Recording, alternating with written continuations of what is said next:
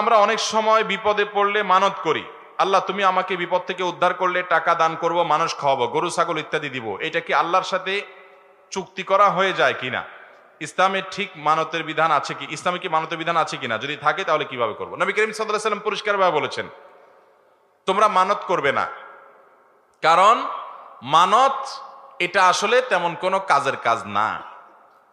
এটা কি ইন্নামা ইস্তাখরাজু মিনাল বখিল, মানতের বিহি মিনাল বখিল, মানতের মাধ্যমে বখিলের সম্পদ বাইর হয়। বখিল ডাইরেক্ট দান করতে চায় না, বলে আগে আল্লাহ আমার ছেলেটাকে সুস্থ করেন, ছেলেটার রেজাল্ট ভালো করে দেন, আমার বিপদটা দূর করেন, তারপর আমি এটা দেব।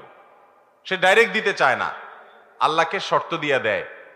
তো বখিল কৃপণ, সে আগে দিতে চায় না, এজন্য সে আল্লাহর কাছ থেকে পেয়ে তারপরে দিবে বলে।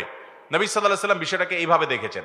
তবে এই হাদিসের আলোকে ওলামা ইকরাম কেউ মানত করাকে হারাম বলেন না, বলেন যে এটা অনুত্তম কাজ, মানত ভালো জিনিস না। তাহলে ভালো জিনিস কোনটা?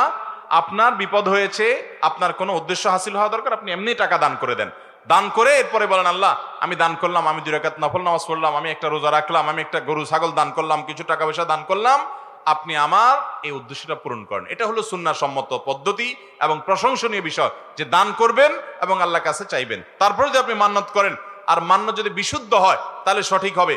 আপনি যদি মান্নত করেন কোনো মাজারে কিছু দান করবেন, তাহলে সেটা ভুল মান্নত। এই মান্নত করলে সেটা পূরণ করা জরুরি না।